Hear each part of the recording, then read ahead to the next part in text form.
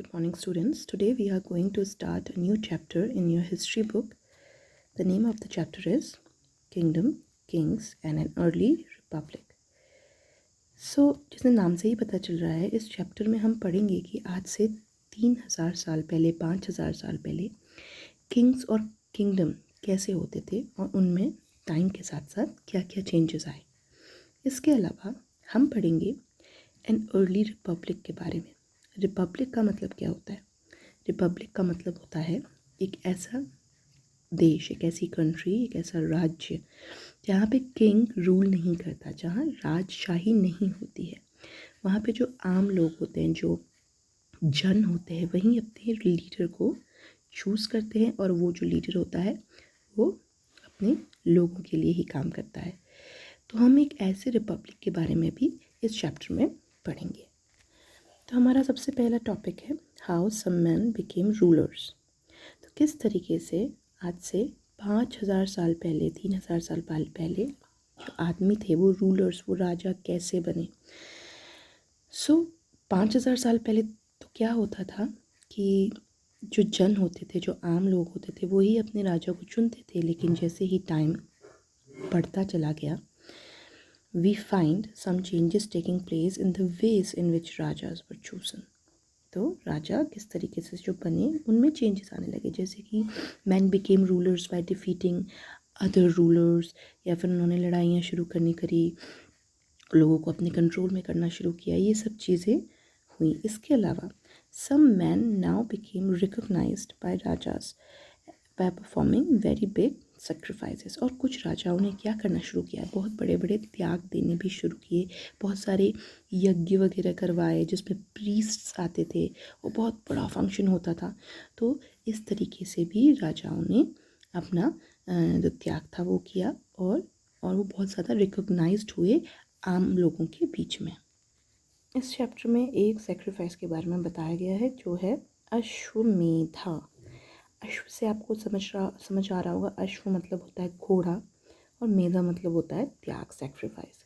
तो ये horse sacrifice हुआ करता था और ये बहुत बड़े राजा वगैरह जो बहुत उस टाइम पे बहुत ज़्यादा फेमस होते होंगे उनके थ्रू किया जाता था। तो इस सेक्रीफाइस में क्या होता था, एक घोड़ा होता था। A horse was let loose to wander freely and was guarded by the raja's man. एक हॉर्स को जो राजा होता था उसको वॉन्डर मतलब इधर उधर भटकने के लिए छोड़ देता था अपने राज्य से। अभी जो घोड़ा होता था इसके साथ बहुत सारे राजा के गार्ड्स भी होते थे। तो ये जो घोड़ा होता था, ये जो हॉर्स होता था, ये जगह जगह जाता था और तरह तरह के किंगडम्स में जाता था। ठीक है, अब वहाँ के जो दूसरे जो किंगडम होते थे जहाँ ये घोड़ा जाता था, उन किंग्स के पास दो ऑप्शन होते थे। या तो वो इस घोड़े को अपने किंगडम्स के थ्रू गुजरने दें, उसको रोके नहीं, और एक दूसरा होता था ऑप्शन कि वो उसको रोके। तो जब एक कोई किंगडम का कोई राजा इन घोड़ों को जाने देता था, इनको रोकता नहीं था, तो इसका मतलब होता था कि वो जो राजा हैं वो हार मान चुके हैं। If they allowed the horse to pass, it meant that they accepted that the Raja who wanted to perform the sacrifice was stronger than them. कि वो ये मान चुके हैं कि जो राजा है जिसने ये घोड़ा भेजा है वो उनसे ज़्यादा स्ट्रॉन्गर है। These rajas were then invited to the sacrifice which was performed by the specially trained priests who were rewarded with gifts. और इन्हीं राजाओं को जिन्होंने मान लिया था कि ये जो राजा है जिन्होंने घोड़े भेजे हैं वो उनसे ज़्यादा स्ट्रॉन्गर है, उनको वो यज्ञ में भी बुलाते थे, जो बहुत बड़े बड़े प्रीस्ट आते थे और एक रिचुअल परफॉर्म किया जाता था। The raja who organise the sacrifice was recognised as being very powerful. तो जो भी ये सेक्रीफाइस करता था, उसको ऑर्गेनाइज जो करता था, ये सब यज्ञ वगैरह करवाता था, वो बहुत ही ज़्यादा स्ट्रॉन्ग और पावरफुल माना जाता था। And all those who came brought gifts for that. और जितने भी लोग आते थे, जितने भी दूसरे लोग आते थे, वो उनके लिए क्या लेके आते थे, गिफ्ट्स लेके आते थे। The Raja was a central figure in these rituals. He often had a special seat, a throne or a tiger skin. ठीक है, जो राजा जो होता था, जो सेक्रीफाइस करता था, वो बहुत ज़्यादा उसको सेंट्रल फिगर, मतलब उसको बहुत ज़्यादा इज्जत दी जाती थी, स्पेशल सीट मिलती थी उसको, थ्रोन। उसकी जो राजगद्दी होती थी, थ्रोन मतलब राजगद्दी जिसमें वो बैठता है, वो बहुत ही अच्छी हुआ करती थी, मतलब टाइगर के स्किन से बनती थी, ये सब चीज़ें होता था, ठीक है। His charioteer who was his companion in the battlefield and witnessed his exploits chanted the tales of his glory।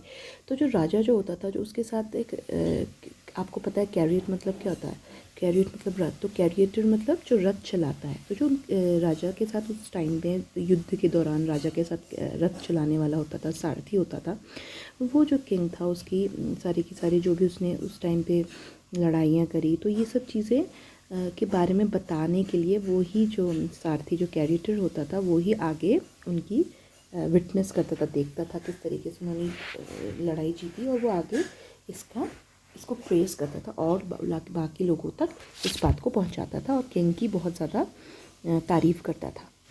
The other rajas were simply spectators who had to sit and watch the performance of the sacrifice. बाकी के जो राजा वहाँ बैठे रहते थे वो सिर्फ Spectator होते थे। स्पेक्टेटर मतलब जो देखने वाले, कुछ नहीं करने वाले, वो सिर्फ बैठ करके देखते थे कि किस तरीके से सेक्रीफाइस किया जा रहा है, किस तरीके से राजा जो है वो परफॉर्म कर रहा है sacrifice. Priests perform the rituals including the sprinkling of sacred water on the king, the ordinary people, the wish or the Vaishya who brought gifts. However, some people, such as those who were regarded as Shudras by the priest, were excluded from many rituals. So इन सब rituals में क्या होता था, जो common people होते थे, वैश्य को बोला जाता था उस ज़माने में, वैश्य जिसको बोला जाता था, वो अलाउ होते थे उस सेक्रीफाइस में आने के लिए, वो गिफ्ट्स भी लेकर के आते थे। लेकिन कुछ जो ऐसे लोग थे जो शूद्र होते थे, जो और नीचे कैटेगरी में आते थे, उनको उन रिचुअल में आना बिल्कुल मना था। अब हम आ जाते हैं अपने नेक्स्ट टॉपिक में, जिसका नाम है वर्ण। ओके, तो जो बहुत पहले जो लोग हुआ करते थे उनको अलग अलग कैटेगरी में डिवाइड किया जाता था, लेकिन जो डिवाइड किया जाता था वो किस तरीके से किया जाता था, they were made according to the work the people did and their capabilities. जो जिस तरीके का वो काम करते थे, जिस तरीके की उनकी कैपेबिलिटी थी, उस हिसाब से उनको डिस्ट्रीब्यूट किया जाता था। जैसे कि बहुत सारे तरीके के लोग वहाँ हुआ करते थे, प्रीस्ट एंड वॉरियर्स, आपको पता है जो लड़ाई के लिए जाते हैं, और जो प्रीस्ट होते हैं, जो सेंट्स होते हैं, ब्राह्मण जो होते हैं। फार्मर्स हुआ करते थे, हर्डर्स होते थे, हर्डर्स मतलब जो भैंस चराने जाते होंगे, गाय भैंस चराने वाले। ट्रेडर्स जो लोग बेचते होंगे सामान। Craft persons, labourers, fishing folk and the forest people. तो इसके अकॉर्डिंग लोगों को डिवाइड किया जाता था। लेकिन बाद में क्या शुरू हुआ, उसके बाद क्या शुरू हुआ था कुछ टाइम बाद, कि वर्ण के हिसाब से लोगों को डिवाइड करना शुरू किया। जैसे कि priest and warriors were rich as were some farmers and traders, others including many herders, crafts person, labourers, fishing folks and hunters and gatherers were poor. The priest divided people into 4 groups. तो जो priest हुआ करते थे उस time में, जो बहुत ही पढ़े लिखे लोग होंगे, जो बहुत ही जाने माने लोग होंगे, जिनको राजा बहुत ज़्यादा वैल्यू देता होगा, उन्होंने क्या किया, लोगों को डिवाइड करना किया 4 ग्रुप्स में, जिनको हम बोलते हैं वर्ण। क्या बोलते हैं? वर्ण। अकॉर्डिंग टू देम ईच वर्ण has a different set of functions. और उनके अकॉर्डिंग, प्रीस्ट के अकॉर्डिंग, हर वर्ण का अलग अलग तरीके की फंक्शंस होते थे, उनके अलग अलग तरीके के काम होते थे। तो सबसे पहला वर्ण आपको मालूम है क्या था? ब्राह्मण। Brahmin were expected to study and teach and the Vedas, perform the sacrifice and receive gifts। तो जो ब्राह्मण होते थे उनका काम सिर्फ होता था कि वो पढ़ाई करें, खूब ढेर अपने आप को लोगों को पढ़ाएं, वेद वगैरह लिखें, और जो रिचुअल्स जो सेक्रीफाइस उस टाइम पे होते थे वो परफॉर्म करें और गिफ्ट्स को रिसीव करें। अब जो सेकंड थे वो थे Kshatriya. Okay, Kshatriya. They were expected to fight battles and protect people. उनका काम था कि वो लड़ाइयाँ करें और लोगों की प्रोटेक्ट करें लोगों को। तो तीसरे तरीके के थे वो थे विश्य वैश्य, जिसको आप बोलते। They were expected to be farmers, herders and traders. ठीक है, वो कौन थे? वो फार्मर्स हुआ करते थे, हर्डर्स होते थे, ट्रेडर्स होते थे। Both the Kshatriya and the Vysya could perform sacrifices. तो दोनों के दोनों, वैश्य और क्षत्रिय, सेक्रीफाइस में परफॉर्म कर सकते थे। जो लास्ट होते थे, वो जो लास्ट फोर्थ ग्रुप था वो था Shudras, who had to serve the other 3 groups and could not perform any rituals. और इनका काम था कि ये बाकी के जितने भी 3 वर्ण थे ना, इससे पहले ब्राह्मण हो गए, क्षत्रिय हो गए और वैश्य हो गए, उनको ये उनके लिए काम किया करते थे और इनको रिचुअल्स मतलब कोई भी किसी भी तरीके की पूजा पाठ में नहीं बुलाया जाता था। Often women were also grouped with the Shudras. पुराने ज़माने में जो औरतें हुआ करती थी, जैसे कि उनको भी शूद्र में ही काउंट किया जाता था। उनको बोला जाता था कि भाई आप अपने हस्बैंड्स, अपने पतियों के जो भी वो बोल रहे हैं उसको वो काम करें, आप उनकी सेवा करें, अपने बच्चे अपने फैमिली की सेवा करें और उनका कोई काम नहीं करने था। तो औरतों को भी बांध करके, औरतों को भी बहुत सारे काम मतलब बहुत सारी चीज़ों से उनको हटाया जाता था और सिर्फ उनका काम होता था फैमिली की सेवा करना, पति की सेवा करना, और किसी भी तरीके के सेक्रीफाइस में, किसी भी तरीके की पूजा पाठ में उनको अलाउड नहीं था। तो पहले तो इस तरीके से किया जाता था, इस तरीके से वर्ण को डिस्ट्रीब्यूट किया जाता था, जिस तरीके का काम लोग करते थे उस हिसाब से वो वर्ण में आते थे, ब्राह्मण, क्षत्रिय, शूद्र एंड वैश्य, ठीक है। लेकिन धीरे धीरे क्या करने लगे, later on varna were decided according to the birth. फिर क्या होने लगा, जो वर्ण होते थे वो किस तरीके से आपके जन्म के बेसिस पे डिसाइड होने लगे। जैसे कि ब्राह्मण का बेटा ब्राह्मण ही रहेगा, ठीक है, क्षत्रिय के बच्चे क्षत्रिय ही रहेंगे और जन्म तक रहेंगे पूरा, जब तक मर नहीं जाते। ऐसे ही शूद्र के बच्चे शूद्र रहेंगे, वैश्य के बच्चे वैश्य रहेंगे। So these groups were decided on the basis of birth. धीरे धीरे इस हिसाब से ये वर्ण को डिसाइड होने लगे। जैसे कि वंस फादर एंड मदर वर ब्राह्मण, one could automatically become a Brahman. Later they classified some people as untouchables. These included some craft person, hunters and gatherers, as well as people who helped perform burials and cremation. The priest said that contact with these groups was polluting. Many people did not accept the system of Varna laid down by the Brahmins.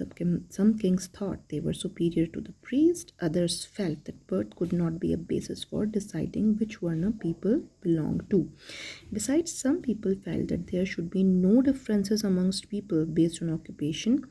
Others felt that everybody should be able to perform rituals, and others condemned the practice of untouchability. Also, there were many areas in the subcontinent, such as the northeast, where social and economic differences were not very sharp and where the influence of priests were limited. तो जैसा कि मैंने आपको बताया, धीरे धीरे वर्ण जो थे अब वो आपके जन्म के हिसाब से होने लगे। जैसे मैंने बता दिया आपको कि जिस परिवार में आप पैदा हो रहे हैं आप उसी परिवार के रहेंगे। अगर आप शूद्र में पैदा हो रहे हैं तो आप शूद्र ही रहेंगे, ब्राह्मण में पैदा हो रहे हैं तो आप ब्राह्मण ही रहेंगे। इसी दौरान एक और तरीके के लोग, एक और तरीके का ग्रुप ऑफ पीपल सामने आए जिनको वो बोलते थे अनटचेबल्स, जिनको वो अशुद्ध बोला जाते थे। उनसे बात करना, उनको टच करना, उनको अपने आसपास रखना बहुत गंदा माना जाता था। प्रीस्ट बोलते थे ऐसा अगर आप करेंगे तो आप पोल्यूट कर रहे हैं एनवायरनमेंट, आप अच्छा नहीं कर रहे हैं अपनी सोसाइटी के लिए, ठीक है। फिर धीरे धीरे बहुत सारे किंग्स, बहुत सारे कॉमन लोगों में ये बात चली कि हमें वर्ण के अकॉर्डिंग लोगों को नहीं बांटना चाहिए, हमें प्रीस्ट को ज़्यादा वैल्यू नहीं देनी चाहिए। तो हर किंगडम में हर लोगों के अलग अलग विचार सामने आए टाइम के चलते चलते। और इसका एक एग्जांपल है नॉर्थ ईस्ट में क्या है, एक कुछ जगह हमें मिली हैं, कुछ जगहों के बारे में डिस्कस किया गया है जहाँ पे सोशल और इकोनॉमिक डिफरेंसेस नहीं हुआ करते थे और जो प्रीस्ट होते थे उनकी इन्फ्लुएंस जो ब्राह्मण और वो हुआ करते थे उस ज़माने में वहाँ उनका वैल्यू कम दिया जाता था। तो इस तरीके से वर्ण हमारी सोसाइटी में आए। हम नेक्स्ट टॉपिक पढ़ेंगे अब जनपद, ठीक है। जनपद, the rajas who performed these big sacrifices were now recognized as being rajas of janapads rather than जन। तो आपको जनपद से ही समझ में आ रहा है कि जनपद क्या होता है। जनपद मतलब, जन मतलब कॉमन लोग और पद जहाँ उन्होंने पैर रखे। तो जनपद मतलब the land where the common people set their foot and settle down. The word Janpad literally means the land where Jan set its foot and settled down. Some important Janpads are shown on map 4. आप map 4 में page 49 में देखेंगे, कुछ आपको वहाँ पे जनपद दिखाई देंगे, ठीक है।